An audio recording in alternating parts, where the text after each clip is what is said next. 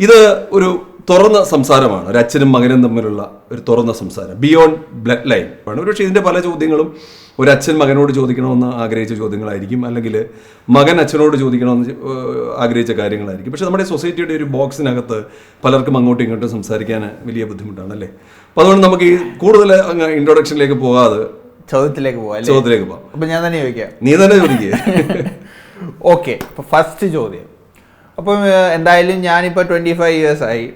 അപ്പം 25 years മുമ്പാണ് അച്ഛൻ ആദ്യമായിട്ട് എന്നെ കണ്ടത്. ഇത്രയും സുന്ദരനായിട്ടല്ല എങ്കിൽ പോലും ചെറുതായിട്ടായിരുന്നല്ലോ. ഓക്കെ, അപ്പം അതിനു മുമ്പ് കുറേ വർഷം മുമ്പ് അച്ഛനും ഒരു മകനായിരുന്നല്ലോ, അപ്പൂപ്പൻ ഉണ്ടായിരുന്നല്ലോ.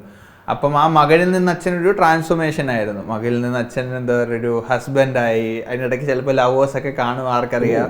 അപ്പോൾ അത് കഴിഞ്ഞിട്ട് ഒരു അച്ഛനായി അല്ലേ. അപ്പം അച്ഛനായപ്പം ക്ലീശ ചോദ്യം ആയിരിക്കാം മേ ബി.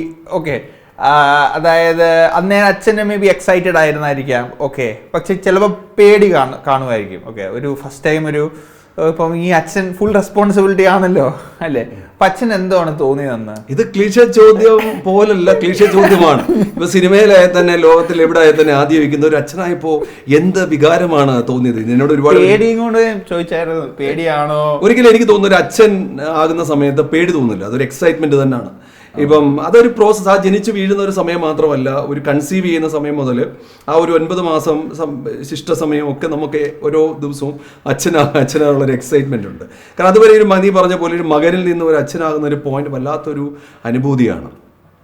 സ്വാഭാവികമായിട്ട് ആ സമയത്ത് നമുക്ക് ഒരിക്കലും പേടി തോന്നുന്നില്ല. പക്ഷെ ദിവസം പോകും തോറും നമുക്കറിയാം, നിന്റെ കുട്ടിക്കാലത്ത് അത്രയും ആശങ്കയില്ലായിരുന്നെങ്കിൽ ഇന്നത്തെ കുട്ടികൾക്ക് കുറച്ച് അച്ഛനും അമ്മയ്ക്കും കുറച്ച് ആശങ്ക കൂടും. അപ്പോൾ സ്വാഭാവികമായിട്ടും ആ സമയം എനിക്ക് വല്ലാതെ ഒരു അച്ഛനായ, അതുവരെ മകനായിരുന്നല്ലോ, മകനിൽ നിന്നൊരു അച്ഛനിലേക്ക് വന്ന സമയം. പക്ഷെ എൻ്റെ അച്ഛനത് കാണാൻ പറ്റിയില്ല. അച്ഛൻ ആ സമയത്ത്, നിൻ്റെ അപ്പൂപ്പൻ ആ സമയത്തേക്ക് പോയിരുന്നു. അപ്പം വളരെ എക്സൈറ്റ്മെൻ്റ് ആയിരുന്നു. ഞാനൊരു അച്ഛനായി എന്ന് പറയുന്ന ഒരു വലിയൊരു സുഖമായിരുന്നത്. വെളിയിൽ അന്ന് ഇറങ്ങുമ്പോൾ ഇന്നലെ വരെ ഇറങ്ങിയതിനെക്കാട്ടി ഒരു പുതിയൊരു കളറുള്ള ഒരു ചിന്തയൊക്കെ ആയിരുന്നു. ഞാൻ അച്ഛനാണല്ലോ, ഒരു പുരുഷൻ പൂർണ്ണതയിലെത്തുകയാണല്ലോ ഒരു അച്ഛനായി മാറുമ്പോൾ. ശരിയാണ്, വല്ലാത്തൊരു എക്സൈറ്റ്മെന്റ് ആയിരുന്നു. ഇനി ഞാൻ ചോദിക്കണം അല്ലേ? ചോദിച്ചോ. അപ്പം സ്വാഭാവികമായിട്ട് ഇത് ചോദിക്കുമ്പോൾ ഒരു മകനായപ്പോൾ നിന്നെ എക്സൈറ്റ്മെന്റ് എന്തായിരുന്നു ഞാൻ ചോദിക്കില്ല. കാരണം ഈ ശാസ്ത്രം പറയുന്നത് ഓർമ്മകൾ തുടങ്ങുന്നത് ഒരു 4 വയസ്സിന് ശേഷമാണ്. അതുകൊണ്ട് നിന്നെ 4 വയസ്സ് വരെ ഞാൻ എങ്ങനെ വളർത്തിയെന്നുള്ളത് സത്യയ്ക്ക് ഓർമ്മയില്ല. പക്ഷെ എനിക്ക് ചോദിക്കാനുള്ളൊരു ചോദ്യം, ഇന്ന് ഈ പറയുന്ന നിന്റെ ഈ സുന്ദരനായ നിനക്ക് തോന്നലാണത്, ജനിച്ചു വീണ അന്ന് മുതൽ നിന്നെ ഈ ഒരു രീതിയിലേക്ക് വളർത്തിക്കൊണ്ട് വന്ന ഒരു യാത്രയുണ്ട്. അതൊരു അച്ഛനെ സംബന്ധിച്ചിടത്തോളം ഞാൻ എൻ്റെ ഒരു വ്യക്തിത്വം മാറ്റി വെച്ചിട്ടാണ് ഞാൻ നിന്നെയും മകളെയും വളർത്തിക്കൊണ്ട് വന്നത്.